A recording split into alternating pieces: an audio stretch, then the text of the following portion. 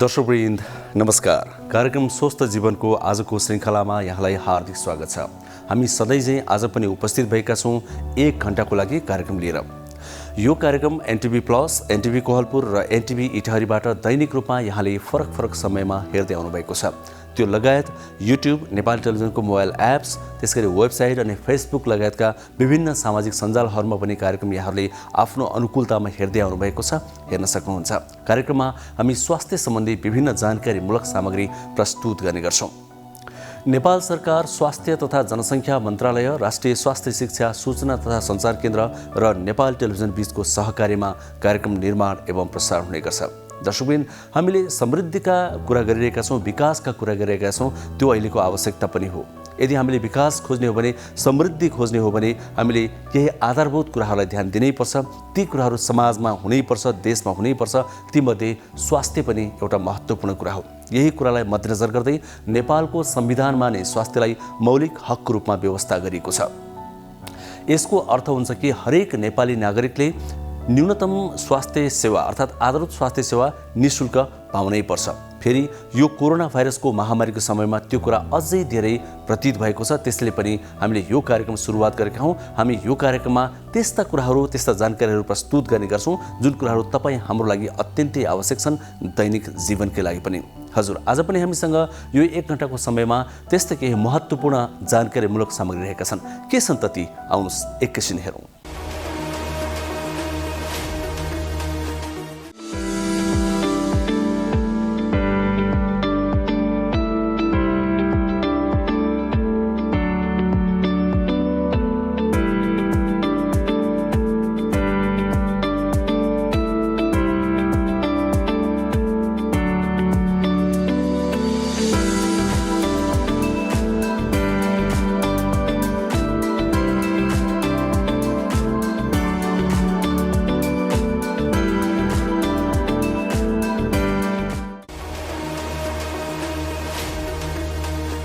दर्शकवृन्द, जब corona भाइरसको महामारी यो संसारमा फैलियो तब विज्ञहरू रात दिन खटेर यसको निदान तथा समाधान खोज्नतिर लागि परे। फलस्वरूप खोप पनि आइपुगेको छ। हामीले पनि ती खोपहरू लगाउन थालेका छौँ। सरकारले खोपहरू ल्याउन दिन प्रतिदिन पहल गरिरहेको छ। केही खोप त छिट्टै पनि आउँदैछन्। र अर्को चिन्ता चाहिँ यसमा थपिएको छ। त्यो के हो भने कालो ढुसी। कोरोना भाइरस सङ्क्रमित व्यक्तिहरूलाई पछिदेखि नै कालो ढुसी, जसले चाहिँ धेरै असर गर्छ भनेर विज्ञहरूले भनिरहेका छन्। त्यो कालो ढुसीका सङ्क्रमितहरू नेपालमा पनि देखिन थालेका छन्। 25 जनाभन्दा बढी भइसकेका छन् त्यसका सङ्क्रमितहरू। त्यसैले यो थप चिन्ताको विषय बनेको छ। वास्तवमा कालो ढुसी भनेको के हो, यसबाट कसरी बच्ने र लागिसकेको छ भने कसरी सतर्क हुने, यी विभिन्न विषयमा हामीले जानकारीमूलक रिपोर्ट तयार पारेका छौँ। कार्यक्रमको सुरुवातमा आज हामी त्यही रिपोर्ट नै प्रस्तुत गर्नेछौँ। अनि दर्शकवृन्द, हामीले कार्यक्रममा स्वास्थ्य संवाद पनि प्रस्तुत गर्ने गरेका छौँ, अर्थात् एकजना विज्ञसँग एउटा कुनै विषयमा संवाद गर्ने गरेका छौँ। त्यही क्रममा आज हामी हाड जोड्ने रोग विशेषज्ञसँग कुराकानी गर्दैछौँ। हाड जोड्नेको समस्या हामीले प्राय जसोले भोगिरहेको समस्या हो, सानो होस् या ठुलो समस्या होस्, कुनै न कुनै समस्या हामी हरेक मानिसले भोगिरहेकै हुन्छौँ र समयमै ध्यान दिएनौँ भने भविष्यमा अझै धेरै समस्या थपिने सम्भावना हुन्छ। त्यसैले पनि हाड जोड्नेको विषयमा हामीले थप सतर्क हुनु जरुरी छ। वास्तवमा हाड जोड्नेका रोगहरूबाट बच्न के गर्ने, लागिसकेको छ भने कसरी बच्ने, यी विषयमा हामीले एकजना विज्ञसँग संवाद गरेका छौँ। फेरि हामीले त्यो संवादमा अहिलेको कोरोना भाइरसलाई पनि जोडेका छौँ, अर्थात् कोरोना भाइरसको सङ्क्रमणबाट हाड जोड्नेका रोगीहरूले कसरी बच्ने र सङ्क्रमित भइसकेको छ भने के कुरामा ध्यान दिने भन्ने कुराहरू पनि त्यहाँ आउँछन्। यसरी हाड जोड्नेसँग सम्बन्धित कुराहरू आज हामी स्वास्थ्य संवादमा गर्नेछौँ। अनि दर्शकवृन्द, हामीले विभिन्न विषयका सामाजिक सन्देशहरू पनि यहाँ प्रस्तुत गरिरहेका छौँ र सूचनाहरू पनि प्रस्तुत गरिरहेका छौँ। ती सामग्री पनि आज रहनेछन्। अनि हामीले कार्यक्रमको अन्तिममा प्रायःजसो एउटा सेगमेन्ट राख्ने गरेका छौँ, मेरो जीवनशैली, अर्थात् हामी स्वस्थ रहनका लागि, निरोगी रहनका लागि हाम्रो जीवनशैली कस्तो हुनुपर्छ भनेर हामीले त्यसमा समेट्ने गरेका छौँ। त्यो सेगमेन्टलाई आज पनि जोड्नेछौँ। एकजना विज्ञले हामीलाई सुझाव दिनुभएको छ। यसरी यो 1 घण्टाको समयमा हामी विभिन्न जानकारीमूलक सामग्री प्रस्तुत गर्नेछौँ। ती स्वास्थ्यको सेरोफेरमा रहनेछन् र तपाईँ हाम्रै दैनिक जीवनमा आइपरिरहेका या आइपर्न सक्ने विषय रहनेछन्। आउनु सुरुवातमा भने कालो ढुसीको विषयमा हामीले तयार पारेको यो अत्यन्तै महत्त्वपूर्ण र जानकारीमूलक सामग्री रिपोर्ट एकैछिन हेरौँ।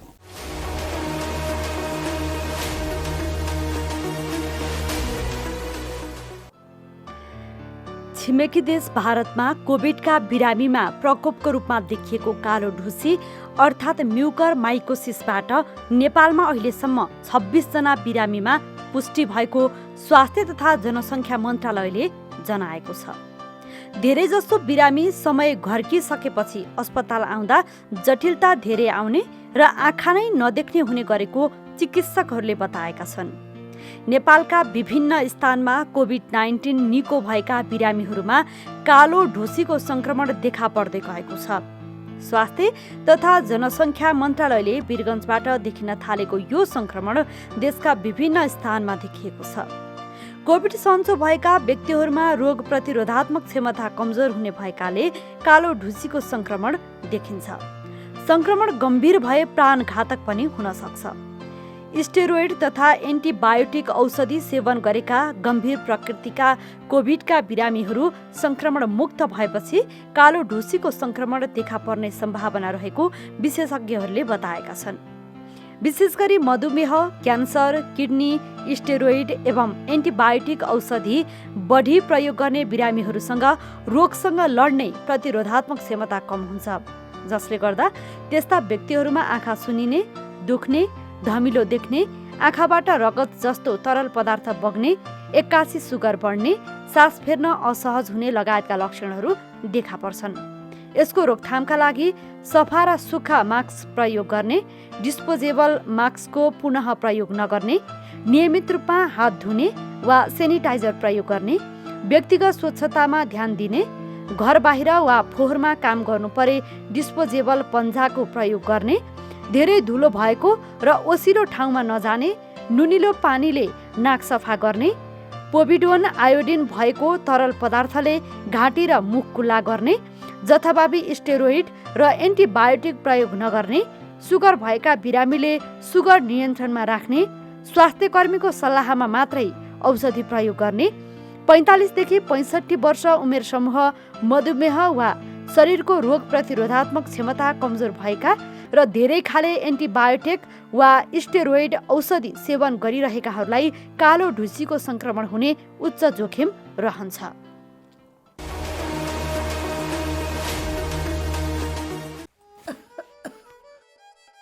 काकी कता हिँड्नु भएको? रुगा खोकी लागेर सन्चो नभएको धेरै भयो, औषधि लिन हिँडेँ कि म त। हो, म पनि अस्ति बिरामी हुँदा एन्टिबायोटिक औषधि किनेर खाकी थिएँ। मसँग बाँकी छ, त्यही खाँदा भइहाल्छ नि, किन जानु पर्यो र? हिँड्नुहोस्, मसँग औषधि लिएर जानु होला। ल जाऊ। कहाँ जाने कुरा हुँदैछ? बहिनीकोमा एन्टिबायोटिक रहेछ, त्यही लिन चल लाकी। कहाँ त्यसरी एन्टिबायोटिक खानुहुन्छ त? स्वास्थ्य कर्मीको सिफारिस बिना मैले छोरीलाई एन्टिबायोटिक औषधि खुवाउँदा रोग बल्झेर छोरीले कति धेरै दुःख पाए। तुरुन्त स्वास्थ्य कर्मी कहाँ गएर जचाएर मात्र औषधि खानुहोस्। तपाईँ यहाँ आएर धेरै राम्रो गर्नुभयो। एन्टिबायोटिक औषधिको दुरुपयोगले बारम्बार रोग बल्झिएर निको हुन गाह्रो हुन्छ र हामी सबैलाई जोखिममा पारेको छ। त्यसैले सधैँ स्वास्थ्य कर्मीको सिफारिसमा मात्र एन्टिबायोटिक औषधि पुरा मात्रामा र पुरा अवधि सेवन गर्ने गरौँ। नमस्ते, म doctor Bhajan Kumar Rauniyar, endocrinology and metabolism. म सुगर, थाइरोइड र हर्मोनको स्पेसलिस्ट। आज तपाईँहरूले यो जीवनशैलीको बारेमा म भन्न गइरहेको छु। नर्मली डायबिटिज बिरामीदेखि लिएर हामी नर्मल मान्छेहरूले पनि गर्नुपर्ने कुरा एउटै हो। एक नम्बर त हामीले चाहिँ जीवन स्वस्थ बनाउनको लागि चाहिँ बिहान एटलिस्ट 1 घन्टा चाहिँ मर्निङ वाक गरौँ। अझै अब यङ्स्टरहरू हुनुहुन्छ भने त जिम जोइन्टदेखि लिएर एरोबिक्स, एटलिस्ट एरोबिक्स एक्सर्साइज चाहिँ गर्नु पर्यो। त्यो बाहेक तपाईँले योगा, मेडिटेसन गर्नुहोस्, मेन्टल स्ट्रेस लेभलहरू पनि कम हुन्छ। त्यो सँगसँगै हामीले चाहिँ खानपिनमा चाहिँ कन्ट्रोल गर्नुपर्ने हुन्छ। नर्मली आजकलको जुन बच्चाहरूदेखि लिएर अब स्कुल जाने बच्चाहरू, ठुलोदेखि लिएर सबैले चाहिँ बढी फास्ट फुड, फ्राइड फुडहरूमै बढी ध्यान दिन्छ। इभन प्यारेन्ट्सले पनि मेरो बच्चा अलिक मोटोघाटो छैन, त्यो चाहिँ हामीले नसोचौँ। बच्चा मोटोघाटो भन्दा पनि हामीले हेल्दी चाहिँ हुनुपर्छ।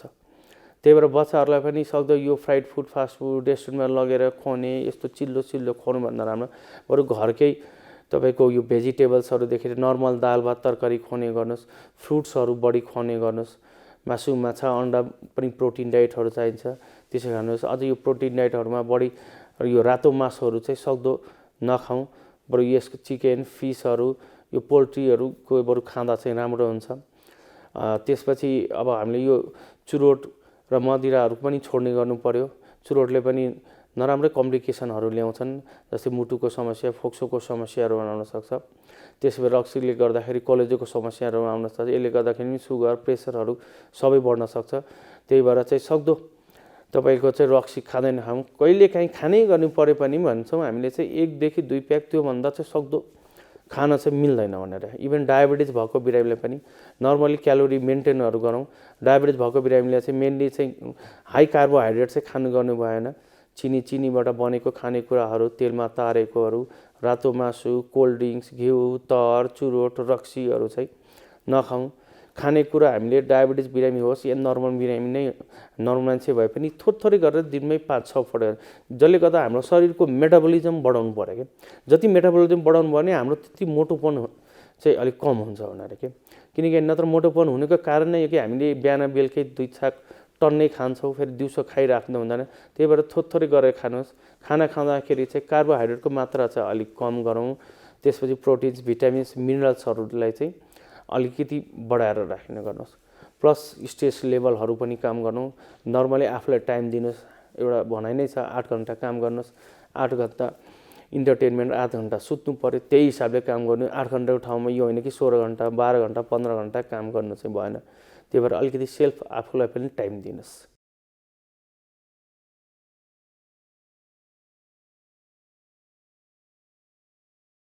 अहिले यो फारम भर्नेको सङ्ख्या चाहिँ कमसेकम पनि 13 लाखभन्दा माथि छ अहिलेको अवस्थामा। र यसको भरिनुको मुख्य उद्देश्य भनेको नेपालभरिमा यो चाहिँ खोप लगाउन इच्छुक व्यक्तिहरू को छन् त, कतिजना छन् र उहाँहरूले चाहिँ कुन ठाउँमा गएर खोप लगाउने इच्छुक हुनुहुन्छ भनेर एउटा स्वैच्छिक यो आवेदन चाहिँ भर्न लगाइएको हो। यसको वेबसाइट खोल्ने बित्तिकै vaccine.musp.gov.np मा जाने बित्तिकै तपाईँलाई यो चाहिँ वेबसाइट ओपन हुन्छ। ओपन हुने बित्तिकै त्यहाँ हामीले फ्रन्ट लाइनमै लेखिदिएको छ यो फारम किन भर्ने भनेर। त्यो 5वटा बुँदै छ हाम्रो। यी 5वटा मुख्य कारणले गर्दा फारम भर्नुहोस् भन्ने कुरा राखेका छ। र यसमा हामी के विवरण लिन्छौँ भनेर साइडमा पनि हामीले राखेका छौँ। यो लिनुको मुख्य पछाडिको कारण भनेको खोपको पूर्ण व्यवस्थापन र योजना गर्नको लागि र तपाईँको कुन खोप केन्द्रमा कति लोड हुन्छ र त्यसको पूर्ण व्यवस्थापन गर्नको लागि नै हो। नेट नभएको ठाउँमा चाहिँ अहिले हाम्रो चाहिँ सङ्घीय मामिला तथा सामान्य प्रशासन मन्त्रालयबाट सबै पालिकामा पत्रचार भएको छ। हामीले पनि हाम्रो च्यानलबाट रिक्वेस्ट गरेका छौँ र चाहिँ उहाँहरूलाई पाइक पर्ने वडा कार्यालय छ भने, उहाँलाई पाइक पर्ने स्वास्थ्य संस्था छ, उहाँलाई पाइक पर्ने पालिकै कार्यालय होला, त्यहाँनिर गएर उहाँले म इच्छुक छु, मलाई चाहिँ यो चाहिँ मेरो विवरण टिपिदिनुहोस् भन्ने बित्तिकै उहाँले विवरण टिपाउन सक्नुहुन्छ र त्यसलाई पछि लगेर डिजिटलाइज गरिदिने काम चाहिँ हुन्छ। अथवा उहाँले त्यहीँनिर उहाँको सहयोग लिएर पनि डिजिटलाइज गर्न सक्नुहुन्छ। यो फारम भर्ने बित्तिकै खोप लगाउने सुनिश्चितता चाहिँ हुँदैन होइन। तर के हुन्छ भन्दाखेरि स्वास्थ्य तथा जनसङ्ख्या मन्त्रालयले अब जुन उमेर समूहको जुन वर्गलाई खोप लगाउने भनेको तोकिएको हुन्छ, त्यही तोकिएको ग्रुपभित्र परेको बेलामा चाहिँ उहाँहरूले चाहिँ आफूले यो भरेको विवरणको आधारमा यहाँबाट एउटा युनिक आइडी पाउनुहुन्छ। त्यो युनिक आइडी देखाएर उहाँहरूले चाहिँ एउटा प्राथमिकताको लाइनमा बसेर खोप चाहिँ छिटो पाउने चाहिँ सक्नुहुन्छ। फारम नभर्नेलाई चाहिँ खोपै लगाउन नपाउने भन्ने चाहिँ हुँदैन। उहाँहरू पनि लाइनमा आउनुहुन्छ। खोप लगाउने साथीहरूको लाइन चाहिँ प्रायोरिटी लाइन हुने भयो। उहाँहरू प्राथमिकताको लाइनमा पर्नुहुन्छ, छिटो खोप लगाएर जानुहुन्छ। जसले फारम भर्नु भएको छैन भने उहाँहरू चाहिँ अब तपाईँको प्राथमिकताको लाइनमा पर्नुहुन्न, उहाँहरू चाहिँ अब लामो क्युबाट चाहिँ जानुपर्ने हुन्छ। फारम नभर्नेलाई नपाउने, भर्नेलाई मात्रै पाउने भन्ने चाहिँ होइन। तर भर्दाखेरि के हुन्छ भन्नुहुन्छ भनेदेखि एउटा तपाईँको सरकारलाई पनि फाइदा हुने भयो खोप व्यवस्थापन गर्नलाई होइन। र चाहिँ अर्को भनेको तपाईँको खोप यो फारम भर्ने व्यक्तिलाई पनि फाइदा हुने भयो कि एउटा प्राथमिकताको लाइनमा गएर उसले छिटो खोपको सेवा लिन पाउने भयो।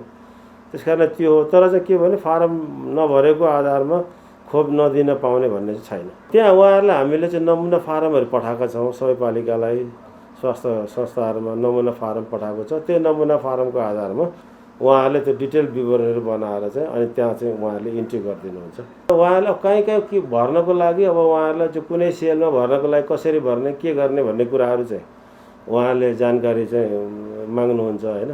अब यसको लागि तपाईँको चाहिँ हाम्रो चाहिँ साथीहरू नै हुनुहुन्छ, उहाँहरूको नम्बर दिएको छ, उहाँहरूले त्यो नम्बरमा फोन गर्नुहुन्छ।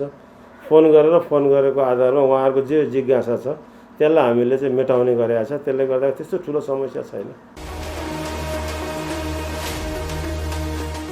दर्शकवृन्द, कार्यक्रम स्वस्थ जीवनमा अब एकैछिन समय स्वास्थ्य संवादको। स्वास्थ्य संवादमा हामीले सुरुवातमा पनि जानकारी गरायौँ। एकजना विज्ञसँग आज हामी कुराकानी गर्छौँ जो हाड जोर्नी रोग विशेषज्ञ हुनुहुन्छ। हाड जोर्नी भनेको चाहिँ यस कारण पनि निकै महत्त्वपूर्ण अङ्ग भयो कि शरीरमा यो प्राय सबैतिर फैलिएको हुन्छ र हाड जोर्नीको समस्याबाट ढिलो चाँडो सानो ठुलो रूपमा ग्रसित नभएको, समस्याग्रस्त नभएको व्यक्ति सायद संसारमा कोही पनि हुँदैन। कुनै न कुनै बेला हामीलाई समस्या पर्छ हाड जोर्नीको। त्यसकारणले गर्दा पनि यो निकै संवेदनशील विषय हो हाड जोर्नी र यससँग जोडेका अरू पनि कुराहरू जुन हाम्रो लागि निकै महत्त्वपूर्ण कुरा छन्। अर्को कुरा, कोरोना भाइरसको यो समयमा संक्रमण हुनबाट अर्थात् सङ्क्रमित हुनबाट कसरी बच्ने, सङ्क्रमित भइयो भने हाड जोर्नीका रोगीहरूले के कुरामा ध्यान दिने जस्ता कुराहरू पनि हामीले यो संवादमा समेट्ने निधो गरेका छौँ। फेरि यो लकडाउनले गर्दा धेरै व्यक्तिहरू घरमै बस्नु परेको हुनाले गर्दा ढाड, कम्मर, गर्दनहरू दुख्ने समस्या पनि धेरै देखिएका छन्। ती समस्याको समाधान कसरी खोजिएन भने के हुन्छ, यी कुरा पनि यो संवादमा आउनेछन्। यसरी निकै महत्त्वपूर्ण संवाद हामीले एकजना विज्ञसँग गरेका छौँ। आउनुहोस् एकैछिन कार्यक्रममा त्यही संवाद हेरौँ।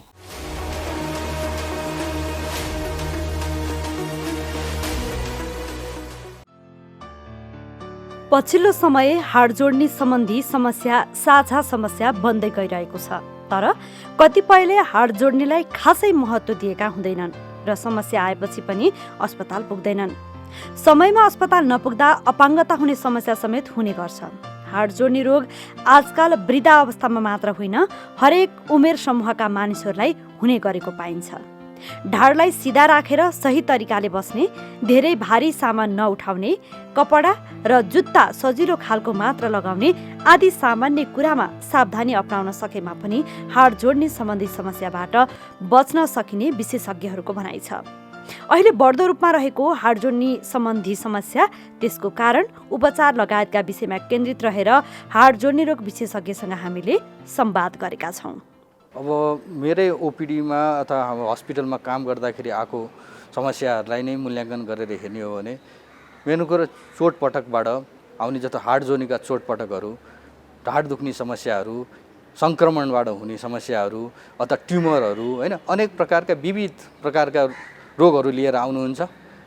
तर मेन मुख्य समस्या भनेको चाहिँ लिएर आउने लक्षण भनेको चाहिँ दुखाइ हो। हजुर, भनेपछि सुरुवाती अवस्थामा एकदम दुखाइ हुनसक्छ सबैको। चोटपटक लागे पनि दुखाइ हुन्छ, जिमा पनि दुखाइ हुनुहुन्छ। जस्तै अब आज हामी अलिकति एउटा जुन ढाड दुखाइ हुन्छ नि त्यसलाई चाहिँ एकदम फोकस गरेर कुराकानी गर्न चाहन्छौँ, होइन। जस्तै अब पछाडि ढाड चाहिँ धेरै मान्छेको दुख्छ कि धेरै मान्छेको चाहिँ ढाड दुख्यो भनेको सुनिन्छ, हामीहरूले नि सुन्दाखेरि पनि। अब यहाँ त डाक्टर हुनुहुन्छ, यहाँकोमा आउँदाखेरि त साह्रो धेरै नै आउनुहुन्छ होला सायदै। यो ढाड चाहिँ के कारणले दुख्छ? यो ढाड अब यसरी हेर्ने हो भने हाम्रो ढाडलाई हेर्ने हो भने त्यो पत्रबाट नै केलाउँदै जाउँ हाम्रो ढाडलाई। अब पत्रबाट केलाउँदाखेरि ढाडको सबभन्दा ब्याक पेन भनेर सबभन्दा माथि छाला हुन्छ, होइन। छालाको आफ्नै समस्या छ भने पनि जस्तो जनाइ खटिरा आएको छ, ढाड दुख्यो भने चाहिँ जनाइ खटिरालाई मात्रै पनि दुख्या हुनसक्छ क्या कहिलेकाहीँ, होइन। आफ्नै छालाको आफ्नै त्योभन्दा मुनि मासु हुन्छ, होइन। मासुभन्दा मुनि हड्डी, अनि हड्डीभित्र पनि स्पाइनल कर्ड हुन्छ। त्यो स्पाइनल कर्डबाट चाहिँ नसाहरू निस्किया हुन्छ। त्यो आएको नसाहरू निस्केर जस्तो घाँटीबाट निस्केका नसाहरू कलेक्टिभबाट हाततिर आएको हुन्छ, अनि यो घाँटीभन्दा मुनिका नसाहरू कलेक्टिभ हुँदै यो खुट्टातिर गएका हुन्छन्। त्यो अनुसारको समस्याहरू कहाँ समस्या आयो त त्यो अनुसारको लक्षणहरू देखिन्छ। अनि कारण उनलाई भन्ने हो भने धेरै जसो चाहिँ जीवनमा, होइन, ढाड नदुख्ने मान्छे बिरलै पाइन्छ। एक जीवनको कुनै समयमा एकपटक ढाड दुखेकै हुन्छ अधिकांश मानिसहरूको। अब धेरै जसो चाहिँ नन स्पेसिफिक टाइप, जसको कारणै थाहा हुँदैन, एकछिन दुख्छ अनि त्यहाँबाट केही समयपछि आफै ठिक हुन्छ। अनि अरू कारणहरू पनि, स्पेसिफिक कारणहरू पनि छ जसलाई हामी पोस्चरल कारणबाट भएको भनेर भन्छौँ, होइन। अनि अरू कारणहरू छ जस्तै चोटपटक लाग्यो, चोटपटकले पनि दुख्छ।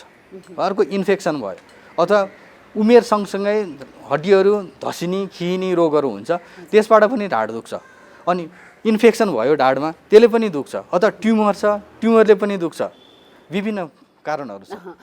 ढाड दुख्दाखेरि चाहिँ कस्ता कस्ता लक्षणहरू देखिन्छन् त? सबैमा एउटै लक्षण हुन्छ कि फरक फरक हुन्छ त? होइन, ढाड दुख्ने मात्रै हुँदैन, किनभने अब कति कुराहरू सिस्टम जस्तो इन्फेक्सन भयो, टिबी भयो होइन, अब ढाड पनि दुख्छ, मान्छेलाई खान मन नलाग्ने, वेट तौल घट्ने, ज्वरो आउने पनि हुनसक्छ, तर फोक्सोको टिबी जस्तो चाहिँ त्यति देखिँदैन, तर कसैलाई त्यस्तो देखिन सक्छ दुख्ने बाहेक। अनि अर्को किनभने त्यो ढाडमा समस्या भएको कारणले गर्दा त्यहाँ नसा पनि छ, नसाको कारणले गर्दा नसालाई पनि दखल पार्छ, अनि नसा सम्बन्धी लक्षणहरू पनि देखिन्छ।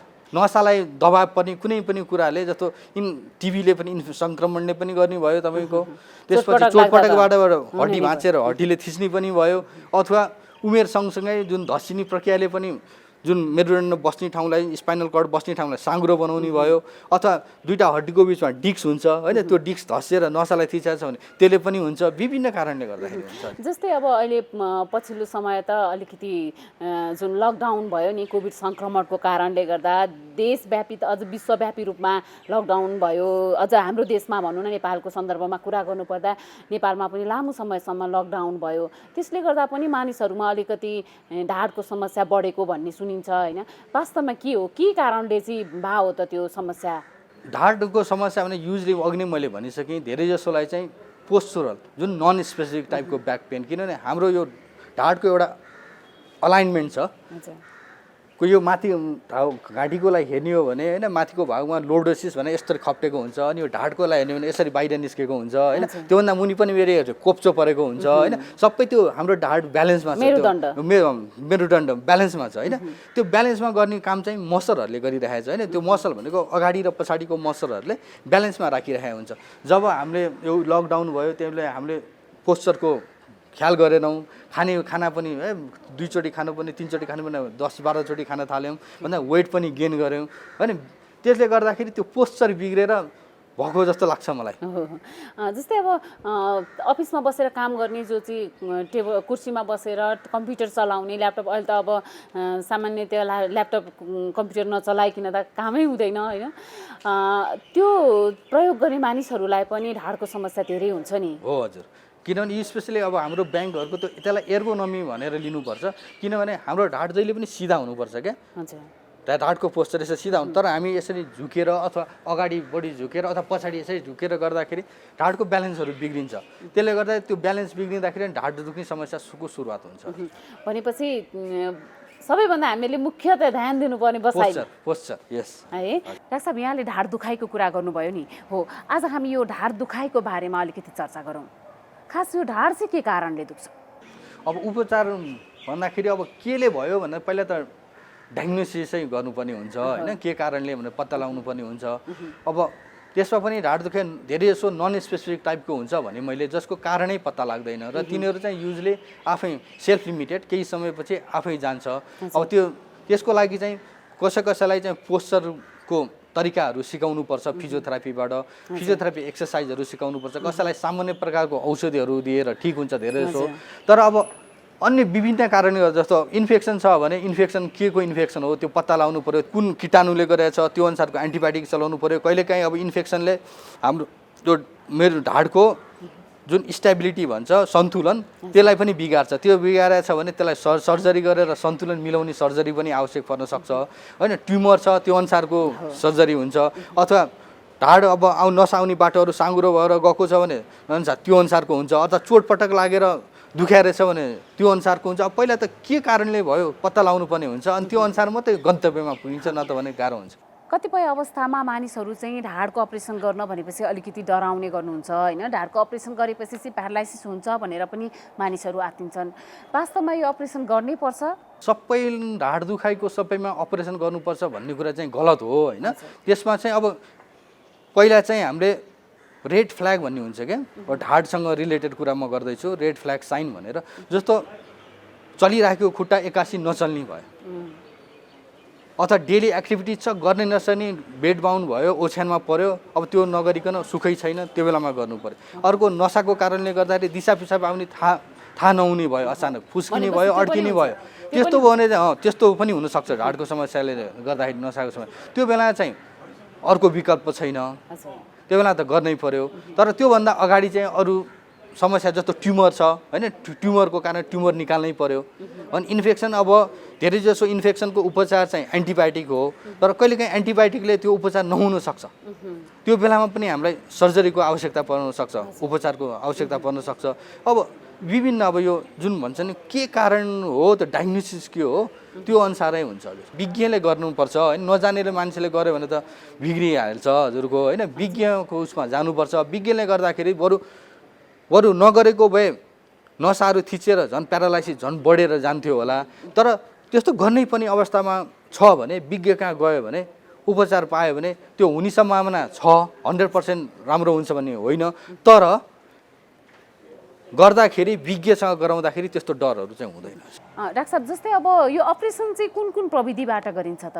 अपरेसन त विभिन्न हुन्छ, कारण छ। अहिले अब ढाडकै कुरा गर्ने हो भने चाहिँ हजुरको पहिला चाहिँ एकदम ठुलो खोलेर गर्ने चलन थियो, जसलाई ओपन सर्जरी भनिन्थ्यो। अनि त्यसपछि चाहिँ त्यो ओपन सर्जरीलाई रिप्लेस गर्दै गर्दै गएले मिनिमल इन्भेजिभ स्पाइन सर्जरी भनेर सानो मात्रै चिरेर होइन गर्ने सर्जरी आएको छ। अनि त्योभन्दा पनि अझै सानो तरिकाले गर्ने मिनिमल इन्भेजिभ सर्जरीमा पनि अब इन्डोस्कोपिक स्पाइन सर्जरी भनेर आएको छ। अब इन्डोस्कोपी पनि सबै ठाउँमा लगाउन सकिन्छ, प्रयोग गर्न सकिन्छ भन्ने होइन। यो चाहिँ अहिले चाहिँ धेरै जसो चाहिँ जुन बुढौलीपनले गर्दाखेरि जीवन सँगसँगै बाँच्दै जाँदाखेरि जुन आउने ढाडको जस्तो डिस्कको समस्याहरू छ, डिस्कले नसा च्यापेको छ अथवा हड्डीहरू धसिएर खिएर नसा आउने बाटोहरू साँघुरो बनाएको छ, अथवा कोही ठाउँमा चाहिँ इन्फेक्सनहरू भएको ठाउँमा इन्फेक्सनको बायोप्सी लिनलाई, डिब्राइभमेन्ट गर्नलाई त्यसको अहिले प्रयोग भइरहेको छ। अनि अर्को चाहिँ जस्तो फ्युजन सर्जरी भन्छ, दुईवटा हड्डी कहिलेकाहीँ दुईवटा मेरुदण्डको हड्डीहरू जोड्ने अपरेसन पनि गर्नुपर्ने हुन्छ कहिलेकाहीँ होइन। त्यसमा पनि यो इन्डोस्कोपीको प्रयोग भएको छ, तर त्यति प्रुभन भएको छैन। तर ओपन तरिकाले गर्दाखेरि यो अघि नै मैले भने जस्तै डिस्कको सर्जरी गर्न पनि मिल्छ, अथवा नसाहरू जुन बुढौलीपनले गर्दाखेरि साँघुरेर नसा च्यापिएको अपरेसन गर्न पनि मिल्छ। ट्युमर, इन्फेक्सन जेको सर्जरी पनि ओपन तरिकाले गर्न मिल्छ। तर ओपनले गर्दाखेरि त्यसको आफ्नो समस्याहरू छ। जति ओपन गर्दाखेरि धेरै काट्नु पर्यो, जति टिस्युहरू काट्यो त्यति दुखाइ बढी हुन्छ। दुखाइ बढी हुन्छ, दोस्रो अर्को हस्पिटलमा बढी बस्नुपर्ने हुन्छ ओपन बडी गर्दाखेरि। अनि त्यसले गर्दा लागत पनि बढी हुने भयो। अनि त्यसपछि त्यसको रिहेबिलिटेसन प्रोसेस पनि लामो हुने भयो। ओपन गरेर त्यो गर्दाखेरि जुन स्पाइनको स्टेबिलिटी भन्छौँ नि, जुन सन्तुलन भनेको, त्यो सन्तुलन बिग्रिने समस्या पनि बढी हुन्छ। एउटा जति सानोले गर्यो त्यसले गर्दाखेरि त्यो मसलहरूको ड्यामेज, टिस्युहरूको ड्यामेज, सफ्ट टिस्यु भनौँ न मसलहरू, अनि हार्ड टिस्यु जस्तो बोनको ड्यामेज, जस्तो जोइन्टहरूको ड्यामेज पनि कम गर्न सकियो भने त्यसले उपलब्धि राम्रोसँग हासिल गर्न सकिन्छ। जस्तै डाक्टर साहब यहाँले भन्नुभयो जुन त्यो प्रविधिबाट गर्दा चाहिँ ठ्याक्कै जुन ठाउँमा समस्या भएको त्यही ठाउँको सम्पूर्ण उपचार, मतलब त्यसले त पुरै त सबै त देखिँदैन होला होइन, सबै पूर्ण उपचार हुन सक्छ त? सक्छ, किनभने फरक के छ भने त्यो लेन्स जुन इन्डोस्कोपी भनेको भित्र, इन्डो भनेको भित्र, स्कोपी भनेको हेर्ने भनेको होइन, जुन प्याथोलोजी भएको ठाउँमै पुग्छ त्यो इन्डोस्कोप भन्दाखेरि झन् त्यसलाई त म्याग्निफाइड तरिकाले झन् प्याथोलोजीलाई राम्रोसँग हेर्न सक्छ। हजुर, भनेपछि अझै सहज हुने भयो होइन त त्यहाँनिर? त्यो विज्ञले गर्नुपर्छ, एक्सपर्टले मात्रै गर्नुपर्छ। जस्तै नि डाक्टर साहब, ढाड दुखाइकै कुरा अघि हामी गरिरहेका थियौँ होइन। ढाड दुख्नु त एउटा दुखेपछिको उपचारका कुराहरू त हामीले गऱ्यौँ होइन। वास्तवमा यो ढाडको समस्या हुनै नदिनको लागि होइन, यस्ता जटिलता आउनै नदिनको लागि चाहिँ हामीले के कुरामा ध्यान दिनु? अघि नै पनि हामीले कुरा गरिसक्यौँ अलिकति। मेन त पोस्चर हो हजुरको होइन। पोस्चर, हाम्रो ढाड जहिले पनि सिधा हुन्छ, तर हामी हाम्रो काम गर्ने दैनिक सिलसिलामा ढाडलाई हामीले जथाभावी प्रयोग गरिरहेका छौँ। जस्तो अब टेबल छ, मोबाइल चलायो, मोबाइल यसरी निहुरो, अनि त्यसपछि अहिले घाँटीको समस्या, यो माथि स्कापुलर पेनहरू त्यस्तो निस्किरहेछ।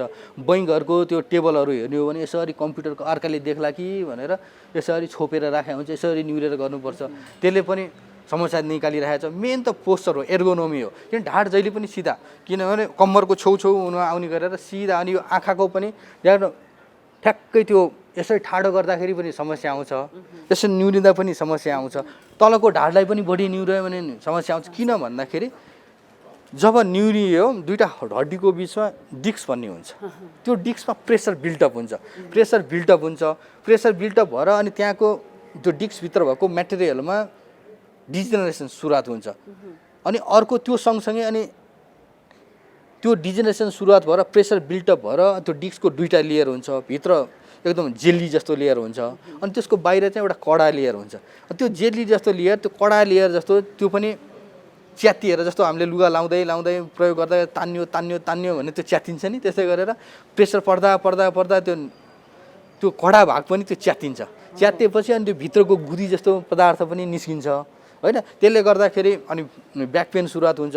अनि सबभन्दा बढी चाहिँ के हुन्छ भने त्यो निहुरेर भयो, अर्को निहुरेर अनि निहुरेको साथसाथै ढाडलाई यसरी रोटेट गर्यो, रोटेट गर्दाखेरि झन् त्यसको प्रेसर झन् बिल्टअप हुन्छ। त्यही भएर हामीले विचार कुनै सामान उठाउनु पऱ्यो भने हजुरको यसरी पुरै झुकेर निकाल्ने भने पहिला चाहिँ जुन भारोत्तोलन उठाउँदाखेरि यसरी खुट्टा गर्छन्, अनि त्यसपछि भारोत्तोलन यसरी उचारेपछि अनि माथि यसो गर्छ नि हो। हामीले सामान उठाउँदाखेरि पनि त्यही तरिकाले उठायो भने अनि ढाडमा त्यो चाप कम हुन्छ क्या, ढाड दुख्ने समस्या कम हुन्छ।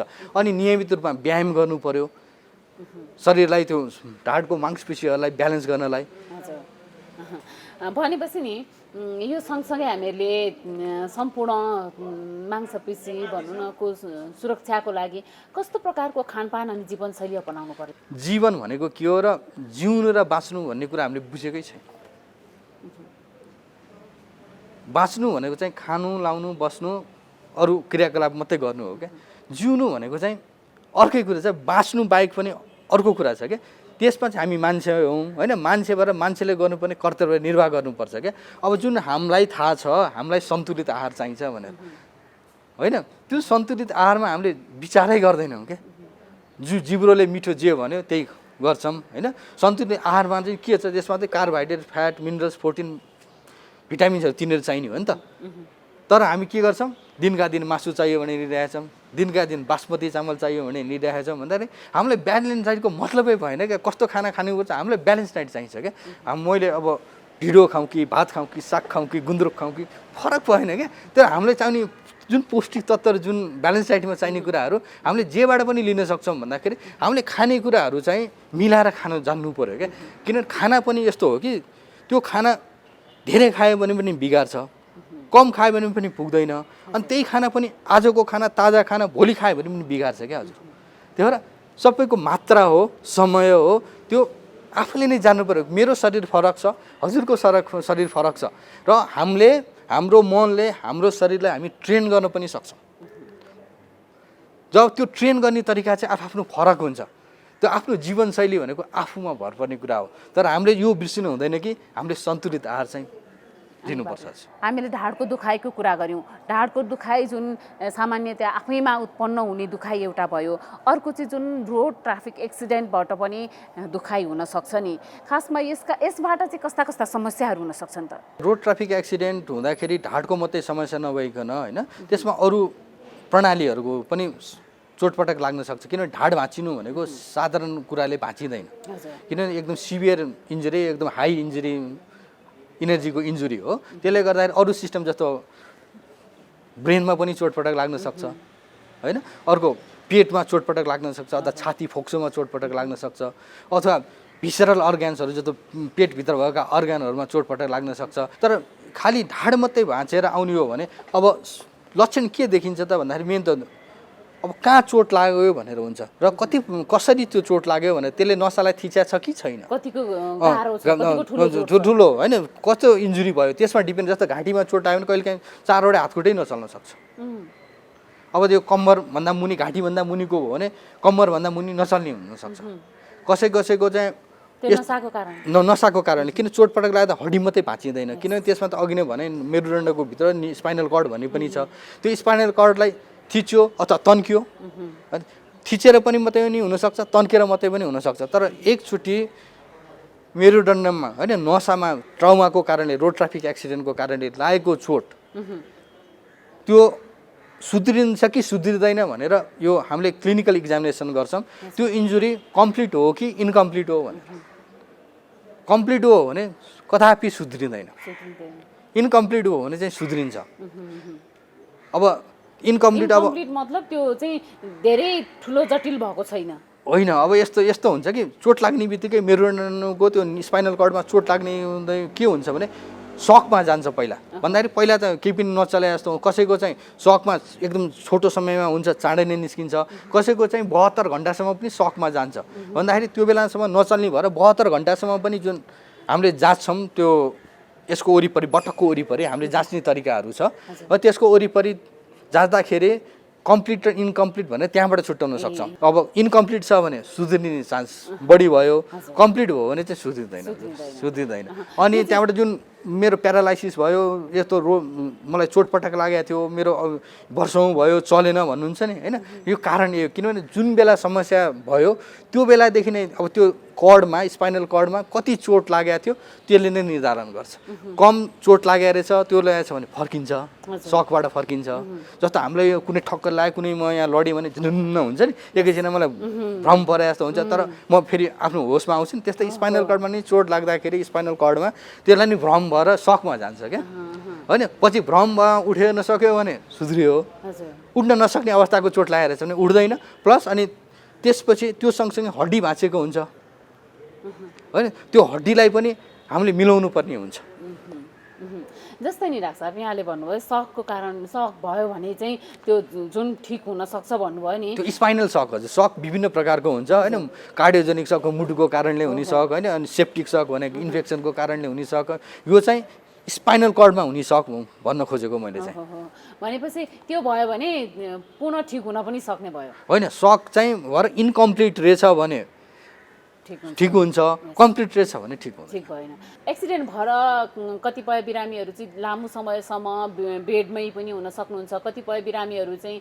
केही समय बेड रेस्टपछि आफ्नो दैनिक जीवनमा फर्किन सक्ने पनि हुनुहुन्छ होइन तर कतिपय अवस्थामा यसमा यो एक्सिडेन्ट भएका अथवा ट्रमा भएका बिरामीहरूलाई चाहिँ अलिकति फिजियोथेरापीको पनि आवश्यकता पर्छ भनिन्छ होइन फिजियोथेरापीले चाहिँ कतिसम्म सक्सेस गराउन सक्छ त होइन फिजियोथेरापी भने यस्तो हो कि हाम्रो शरीरमा चोटपटक लागिसकेपछि फिजियोथेरापी र हाम्रो जुन अरू उपचारमा चाहिँ नङ र मासुको सम्बन्ध हुन्छ फिजियोथेरापी बिना होइन त्यो सक्सेसफुल नै किन अझ यसमा मेरुदण्डको चोटमा त अब कम्प्लिट इन्जुरी छ भने होइन रिहेबिलिटेसन प्रोसेस भनेर अहिले विभिन्न कुराको रिहेबिलिटेसन गर्नुपर्छ जस्तो चोटपटक लागेको छ हात खुट्टा कतै नचल्ने होइन दिसा पिसाब पनि गर्न नसक्ने कन्ट्रोल गर्न नसक्ने अवस्था हुनसक्छ कम्प्लिट भयो रिकभरी नहुन सक्छ त्यसले गर्दाखेरि रिहेबिलिटेसन बाउल ब्ल्याडरको रिहेबिलिटेसनदेखि लिएर त्यसपछि मस्कुलोस्कुलर सिस्टमको रिहेबिलिटेसनदेखि लिएर अनि कम्युनिटीमा जानको लागि एम्बुलेसनको रिहेबिलिटेसनदेखि लिएर सबै कुरा हेर्नुपर्ने समग्र रूपमा हेर्नुपर्ने हुन्छ एक तरिकाले मात्रै होइन कि समग्र रूपमा हेर्नुपर्ने हुन्छ र यो रिहेबिलिटेसन भनेको चाहिँ नङ र मासुको सम्बन्ध छ फिजियोथेरापी रोड ट्राफिक एक्सिडेन्ट हुन नदिनको लागि कुन कुन ठाउँबाट कसले ध्यान दिनुपर्ने हुन्छ रोड ट्राफिक एक्सिडेन्ट भन्दा पहिला त रोडै फ्याक्टर अब हाम्रो देशलाई हेर्नु भने भौगोलिक विकटता छ होइन त्यो हाम्रो भौगोलिक विकटताले गर्दाखेरि नै चुनौती एउटा थप्या छ अनि त्यसपछि हाम्रो रोडको क्वालिटीहरू जुन इन्टरनेसनल स्ट्यान्डर्डमा जुन बन्नुपर्ने रोड सेफ्टी भनेर होइन रोडकै आफ्नो त्यस्तो सेफ्टीहरू त्यो बनिएको छैन स्ट्यान्डर्डहरूको होइन अनि अर्को चाहिँ चालकको आफ्नो छ अनि त्यसपछि यात्रुको पनि जस्तो पैदल यात्रीहरूको पनि तिनीहरूको पनि आफ्नो भूमिका छ सबैले आफ्नो क्षेत्रबाट भूमिका खेल्नुपर्ने हुन्छ एकजनाले गरेर हुँदैन अनि सवारी साधनको कन्डिसन विभिन्न पक्षहरू छ हजुर एक्सिडेन्ट भएर भएका बिरामीहरू जो हुनुहुन्छ उहाँहरूलाई चाहिँ अस्पताल लैजाँदाखेरि जति एक्सिडेन्ट हुँदाखेरि गाह्रो भएको थियो त्योभन्दा जटिल पनि हुनसक्छ भनिन्छ होइन त्यो जुन अस्पताल एक्सिडेन्ट भएको ठाउँबाट अस्पताल पुर्याउँदा के कुरामा ध्यान दिनुपर्छ त अब यसमा चाहिँ सबभन्दा राम्रो त अब यो प्यारामेडिक्स एम्बुलेन्स सर्भिसहरू त्यस्तो सुरुवात गर्न सक्यो भने त सबभन्दा राम्रो हुन्छ किन त्यो प्यारामेडिक्सहरूले एस्कर्टिङ गर्यो भने त्यो सबभन्दा छ किनभने अब कसैको छ त एक्सिडेन्ट हुन्छ एक्सिडेन्ट गर्दाखेरि अब पहिला त ज्यान हेर्नु पर्यो ज्यान भएपछि त्यसपछि लिम्बहरूको कुरा अरू चोटपटकको कुरा आउँछ अब ज्यानमा हेर्दाखेरि एबिसिडी भनेर छ क्या ए भनेको एयरवेज क्या एयरवे प्याटर्न छ कि छैन भनेर होइन अब त्यहाँ मान्छेले हेर्नु पर्यो अब सबैले जान्ने मान्छेले गर्नुपर्छ अब मैले यहाँबाट सिकाएर हुँदैन होइन अब त्यो प्याटेन्सी एयरवे प्याटेन्सी मेन्टेन गर्नुपर्छ खालि अब म थ्योरिटिकल कुरा मात्रै गर्छु किन यो ट्रेन मान्छेले मात्रै गर्नुपर्ने हुन्छ अर्को चाहिँ ब्रिदिङ अब ब्रिदिङ गरेको छ कि छैन एयरवेको त्यहाँ अब कुनै दाँत छ दाँत त्यहाँ अड्किएको छ भने त्यो त एयरवे त ब्लक भयो होइन अब त्यो खोल्नुपर्ने हुन्छ तर जाने मान्छेले खोल्नुपर्छ तर त्यही चोटपटक लाग्दै घाँटीमा पनि चोटपटक लागेको छ भने त घाँटी चथापटि चलायो भने त होइन स्पाइनल कर्डको इन्जुरी रहन्छ भने त स्पाइनल कर्डको इन्जुरी पनि हुने भयो अर्को ब्रिदिङ अब श्वास प्रश्वास गरेको छैन भने त्यो ब्रिदिङलाई मेन्टेन गर्नुपर्ने हुन्छ अर्को सर्कुलेसन भनेको अब तपाईँ ब्लड प्रेसरहरू डाउन भएर गएको छ त्यसलाई हेर्नुपर्छ यो प्री हस्पिटल कुराहरू होइन अब एट द सिन साइटमा यो चाहिँ ट्रेन म्यान पावरले गर्नुपर्ने हो तर हस्पिटलमा आइसकेपछिको कुरा म गर्छु अब अनि हस्पिटलमा ल्याउनुभन्दा अगाडि अब त्यो एउटा सबैले गर्नुपर्ने चाहिँ अर्को चाहिँ बिरामीलाई उठाउँदाखेरि मराक मुरुक गरेर जराक जुरुक गरेर उठाउने होइन हाम्रो यो ढाडलाई चाहिँ सधैँ यो टाउकोदेखि यो ढाडसम्म चाहिँ कम्मरसम्मको भागलाई चाहिँ जहिले पनि सिधा तरिकाले उठाएर लिएर आउनुपर्ने हुन्छ त्यही भएर स्पाइनल बोर्ड भन्छ स्पाइनल बोर्डमा सिधा राख्नुपर्ने हुन्छ यो घाँटीलाई पनि नहलोस् भनेर त्यसलाई पनि इमोबिलाइज गर्नुपर्ने हुन्छ त्यही भएर मेन कुरो त जुन चोटपटक लागेको छ होइन स्पाइनको कुरा गर्दाखेरि चाहिँ त्यसलाई चाहिँ इमोबिलाइज गर्ने व्यवस्था मिलाउनु पर्यो स्पाइनल कर्डको इन्जुरी नहोस् भनेर अब जस्तो कुनै अर्को हातहरूमा खुट्टाहरूमा चोटपटक लागेको छ त्यसलाई पनि नचलोस् भनेर किनभने त्यो त भाँचिएको छ भाँचिए सँगसँगै यसमा त हाम्रो नसा मासुहरू पनि सबै गएको हुन्छ भन्दा भाँचिएको ठाउँमा त त्यसले झन् चल्यो भने त नसाहरू चाल पाउने नसा अनि रगत बग्ने नसा होइन दुवैलाई त यो हल्लिँदाखेरि दुवैजनामा चोटपटक लाग्न सक्छ नभएको इन्जुरी पनि झन् हुनसक्छ त्यही भएर त्यसलाई पनि सम्हालेर होइन इमोबिलाइज गरेर लिएर आउनु पर्यो कतिपय अवस्थामा ठुलो दुर्घटना भएर ठुल्ठुलो चोटपटक लाग्दा पनि सामान्य अवस्था हुनसक्छ तर कतिपय अवस्थामा सानै एक्सिडेन्ट अनि सानो चोटपटक हुँदा पनि बिरामीको मृत्यु अथवा जटिल अवस्था हुनसक्छ नि खास के कारण होला एबिसीको जुन कुरा गरेको थियौँ एयरवे ब्रिदिङ एन्ड सर्कुलेसन भन्दाखेरि अब एयरवे ब्रिदिङ अब तिनीहरू टालिएको छ होइन अब एयरवेको मेन्टेन गर्नलाई पनि अब टालिएको छ त्यो निकाल्न सक्यो भने सास फेर्न सकेन होइन त्यसबाट पनि मृत्यु हुने हो अब ब्रिदिङ भने अब चोटपटक छातीमा चोटपटक लागेको छ अथवा ब्रेनमा नै इन्जुरी भएको छ अथवा ब्रेनको रेस्पिरेटरी सिस्टममा होइन इन्जुरी भएको छ त्यसले पनि गरेको छैन भने त्यसले पनि जीवनमा अन्त्यतिर लाने भयो हजुरको अनि अर्को चाहिँ सी भनेको जुन सर्कुलेसन ब्लडको जुन ब्लड प्रेसरहरू चोटपटक लाग्दाखेरि रगतहरू ओपन इन्जुरी छ भने त आफै सर्रै जाने भयो त्यसबाट नै रगत धेरै खेर जाने भयो अर्को इन्टर्नल भिसरल अर्गानहरूको इन्जुरी छ जस्तो यो पेल्भिस इन्जुरी हुन्छ कतिवटा यो पेल्भिस इन्जुरीमा चाहिँ एकदम सिभियर इन्जुरीबाट हुन्छ कहिलेकाहीँ भित्रको इन्जुरी हुँदाखेरि त्यहाँ लिटरका लिटर ब्लडहरू जम्मा हुन्छ अनि त्यसमा समयमै त्यसलाई उपचार गर्न सकेन भने त्यसको पनि मृत्यु भयो अर्को त्यो चोटपटकबाट मृत्यु हुने अर्को कारण भनेको चाहिँ अर्को चाहिँ जस्तो लङ बोन भन्छ लामो लामो हड्डीहरू जस्तो अब लङ बोन भनेको यो फेमुर बोनलाई लङ बोन भन्छ होइन यो भाँचिँदाखेरि के हुन्छ भने भाँचिँदाखेरि त्यो बोनभित्रको मासी हुन्छ त्यो मासी चाहिँ कहिलेकाहीँ रगतबाट मिसिएर फोक्सोसम्म पुगिदिन्छ होइन त्यो अनि त्यसपछि त्यसलाई चाहिँ अनि त्यसपछि फोक्सोसम्म पुग्छ अनि त्यसले फोक्सोलाई बिगार्छ अनि फोक्सो भने फेरि ब्रीमा आयो ब्रिदिङमै आयो होइन श्वास प्रश्वासमै आयो अनि श्वास प्रश्वासको कारणले गर्दाखेरि अनि कहिलेकाहीँ जटिलताहरू उत्पन्न भएर समयमै उपचार गर्न सकिएन भने चाहिँ कहिलेकाहीँ मृत्यु हुनसक्छ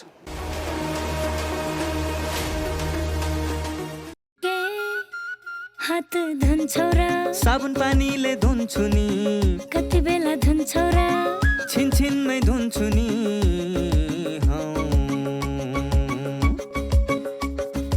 घरमा पस्दा अफिस पस्दा सधैँ धुन्छु हात कोरोनालाई यसै गरी भगाइदिन्छु म त घरमा पस्दा अफिस पस्दा सधैँ धुन्छु हात कोरोनालाई यसै गरी भगाइदिन्छु म त भान्सा छिर्नु अगाडि खाना खानु अगाडि जहाँ त्यही छोएपछि हातले छोपी खोकेपछि हात धुन्छौ र साबुन पानीले धुन्छु नि कति बेला धुन्छौ र छिनछिनमै धुन्छु नि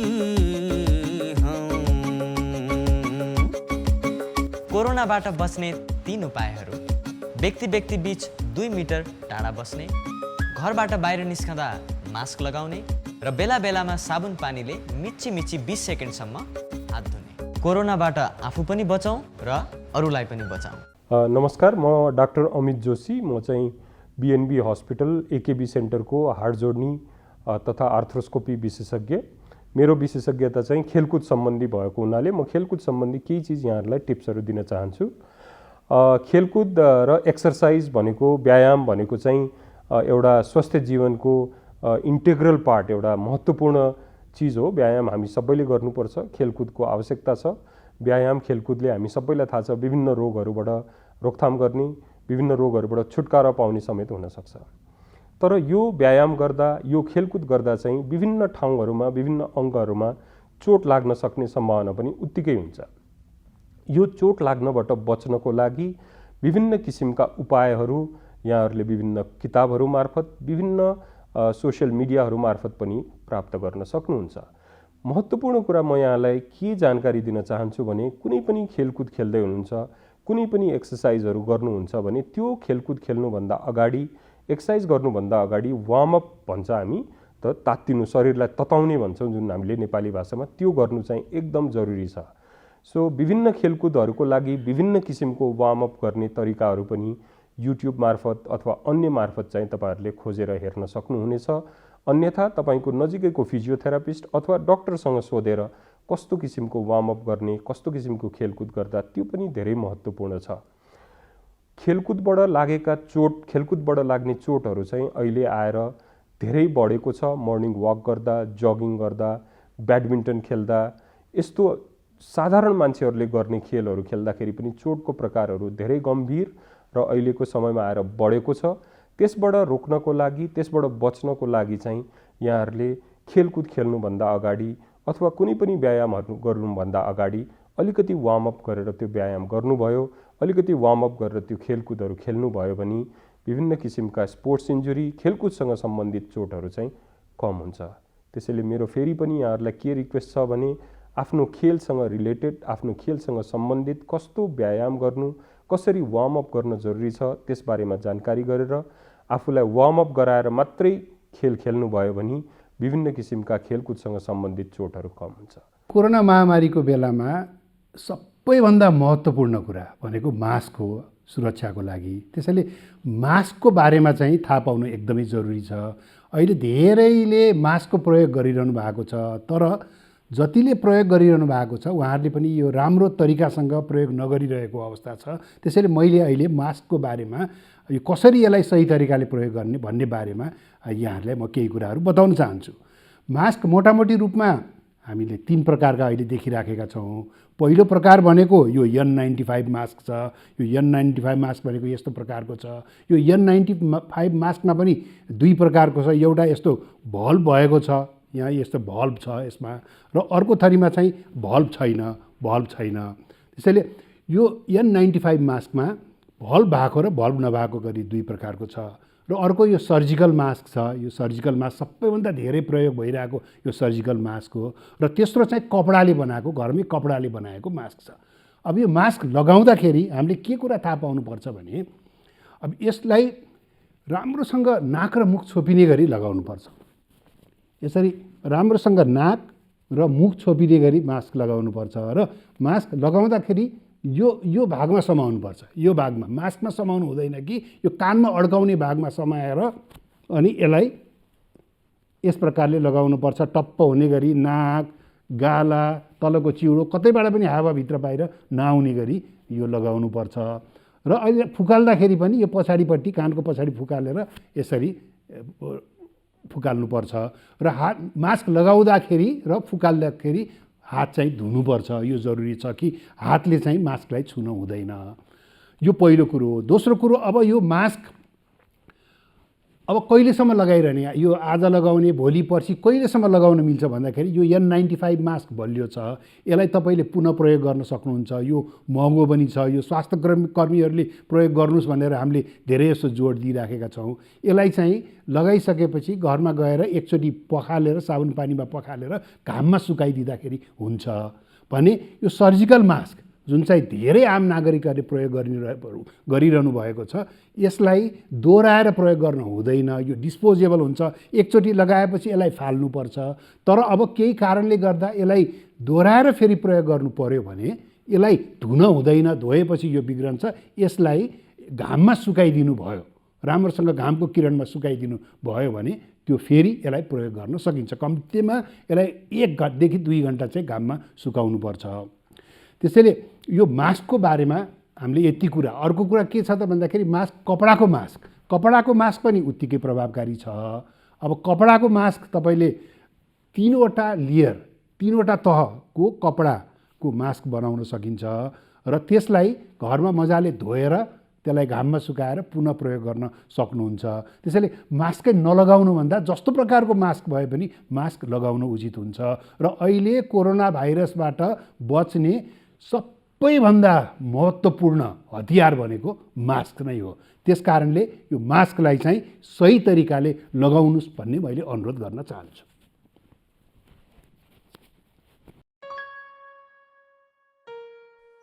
नमस्कार, आज म यहाँहरूलाई नवजात शिशु स्याहार सम्बन्धी जानकारी दिन आएकी छु।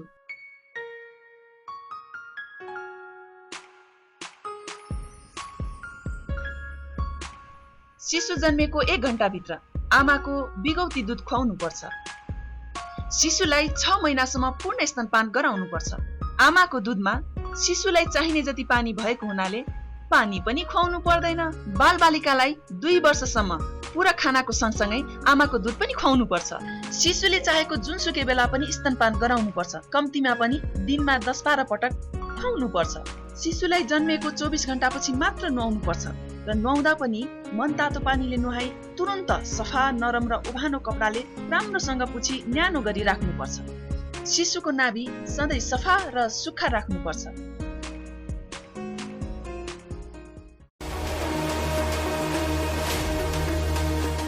हजुर, कार्यक्रममा यहाँलाई फेरि पनि हार्दिक स्वागत छ। स्वस्थ जीवन हेर्दै हुनुहुन्छ यहाँहरू, जुन कार्यक्रम यहाँहरूले हरेक दिन हेर्दै आउनुभएको छ एनटिभी प्लस, एनटिभी कोहलपुर र एनटिभी इटारीमा फरक समयमा। अब एकैछिन जीवनशैलीको कुरा गरौँ। विज्ञहरूले भन्दै आएका छन् कि हामी कतिको निरोगी हुने, कतिको रोग निम्त्याउने या रोग लागिसकेको छ भने त्यसबाट कतिको छुटकारा पाउने भन्ने कुरा चाहिँ धेरै हदसम्म हाम्रो जीवनशैलीमा भर पर्छ।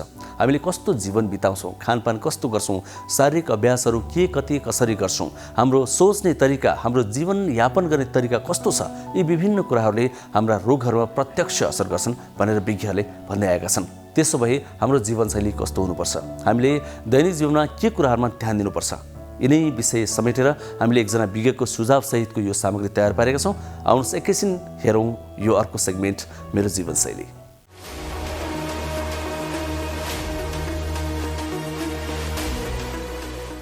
मेरो नाम डाक्टर सुमन भट्टराई। म नेसनल न्युरो सेन्टर महाराजगञ्ज चक्रपथमा चाहिँ अहिले कार्यरत छु। म बिहान सबेरै उठ्नुलाई नै राम्रो मान्छु। युजुअली हामी उठ्दाखेरि 5-5:30 बजेसम्म चाहिँ उठिसकेपछि केही समय चाहिँ उठिसकेपछि व्यायाम गर्ने, लगभग 20 मिनटदेखि आधा घन्टा जस्तो नियमित व्यायाम गर्दा चाहिँ फाइदा हुने गर्दछ। त्यसपछि चाहिँ नित्य नुहाउने मा पनि राम्रो मान्दछु र म आफै पनि फलो गर्ने गर्दछु। त्यसपछि चाहिँ चिया, जुन चियाहरू खाने गरिन्छ त्यसमा चाहिँ सुगर अलिकति कम राखेर चाहिँ हामीले सेवन गर्दा बेटर हुने हुन्छ र ब्ल्याक टी नै प्रेफर गर्ने गर्दछ फर्स्ट सुरु गर्दाखेरि। अनि त्यसपछि चाहिँ बिहानको खाना 9-10 बजेतिर चाहिँ खाने राम्रो ह्याबिट हो। त्यसपछि चाहिँ गरिसकेपछि हामी जस्तो हस्पिटल चाहिँ जाने गर्दछौँ।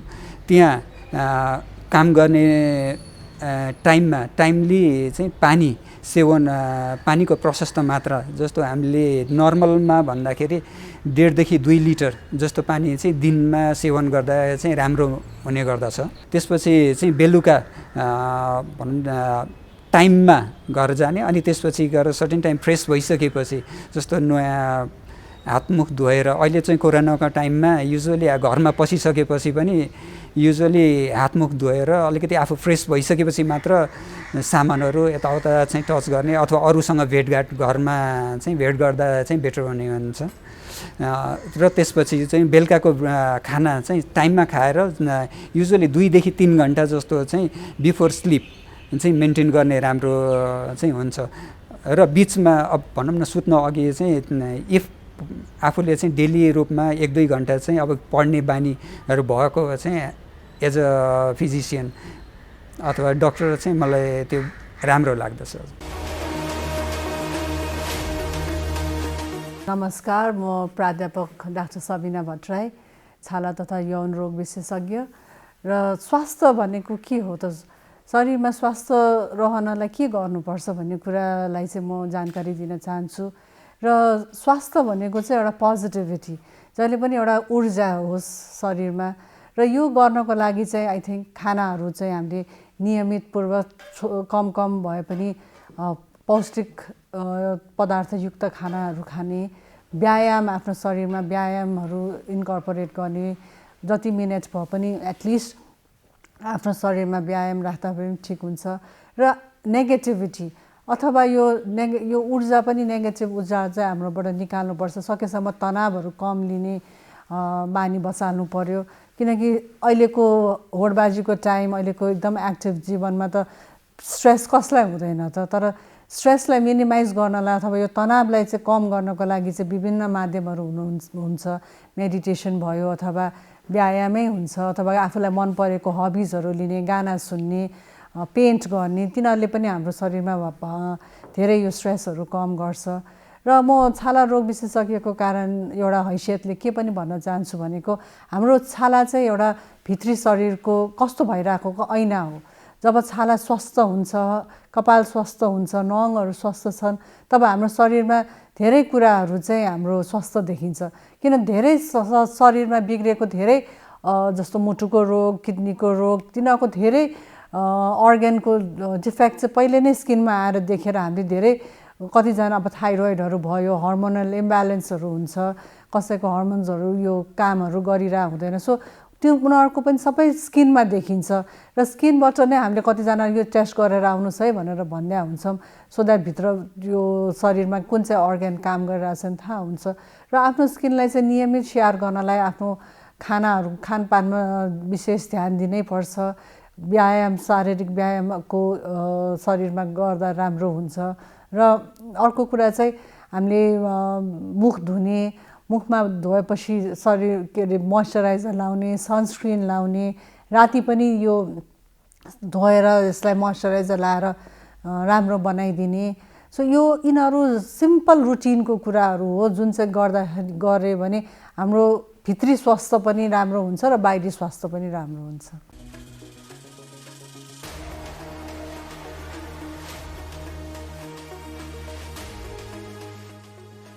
कार्यक्रम स्वस्थ जीवन हरेक दिन एनटिभी प्लसबाट बिहान 7 देखि 8 बजेसम्म र पुनः साँझ 5 देखि 6 बजेसम्म, एनटिभी कोहलपुरबाट दिउँसो 1 देखि 2 बजेसम्म र एनटिभी इटहरीबाट दिउँसो 2 देखि 3 बजेसम्म प्रसारण हुने गरेको छ। स्वास्थ्य सम्बन्धी यहाँहरूको कुनै जिज्ञासा या समस्या भएमा हामी सम्बन्धित विज्ञहरूबाट समाधान खोजी कार्यक्रममा प्रसारण गर्नेछौँ।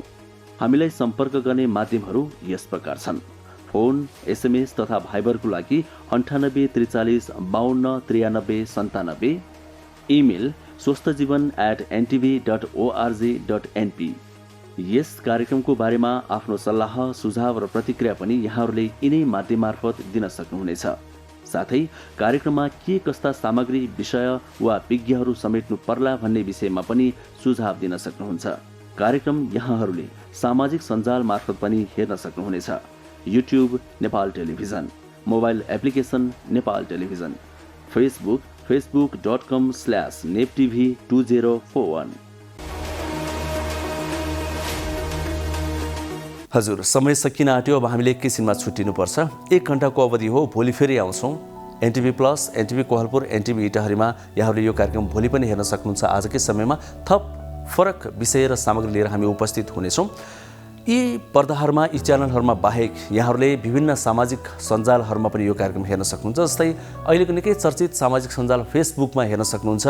नेपाल टेलिभिजनको आधिकारिक फेसबुक पेज जसको नाम नेपाल टेलिभिजन रहेको छ, त्यो पेजमा यहाँहरूले हरेक दिन साँझ 5 देखि 6 बजेसम्म कार्यक्रम लाइभ नै पनि हेर्न सक्नुहुन्छ अनि अरू बेला पनि हेर्न र सेयर गर्न सक्नुहुन्छ। कार्यक्रम युट्युबमा पनि हेर्न सक्नुहुन्छ, नेपाल टेलिभिजनको मोबाइल एप्समा पनि हेर्न सक्नुहुन्छ अनि वेबसाइटमा पनि हेर्न सक्नुहुन्छ। ठेगानाहरू हामीले स्क्रिनमा देखाइरहेका छौँ। कार्यक्रम कस्तो लाग्छ? सल्लाह, प्रतिक्रिया, सुझाव पठाउनुहोला। तिनी हाम्रा मार्गदर्शक हुन्। तिनलाई आधार मान्दै हामी कार्यक्रम निर्माण गर्नेछौँ र विज्ञहरू पनि छनौट गर्नेछौँ। अनि आफ्ना कुनै समस्या छन् स्वास्थ्य सम्बन्धी या जिज्ञासा छन् भने पनि हामीलाई पठाउनुहोस्। तिनलाई पनि सम्बोधन गर्दै हामी कार्यक्रममा समेट्नेछौँ। त्यसका लागि यहाँहरूले टेलिफोन गर्न सक्नुहुन्छ। डाइरेक्ट नै हामी टेलिफोन रिसिभ गर्छौँ, कुनै पनि बेला गर्न सक्नुहुन्छ, 24 घण्टा। एसएमएस गर्दा पनि हुन्छ, त्यही नम्बरमा भाइबर मार्फत जोडिँदा पनि हुन्छ अनि इमेल गरेर पनि सक्नुहुन्छ। हामीले सम्पूर्ण अप्सनहरू यहाँहरूको लागि खुल्ला गरेका छौँ र आफ्नो नाम नभनिकन सोध्न पनि सक्नुहुन्छ। दर्शकवृन्द, अब भने कार्यक्रमबाट बिदा माग्छौँ किनभने समय सकिनै सक्यो। सङ्क्रमितको सङ्ख्या कम भए पनि हामीले सतर्कता झन् धेरै अपनाउनु जरुरी छ किनभने तेस्रो भेरिएन्ट पनि नेपालमा देखिन थालेको छ। यो थप जटिल कुरा हो। यही भन्दै आजलाई छुट्टिन्छौँ। भोलि फेरि आजकै समयमा भेटौँला। हस्त, नमस्ते।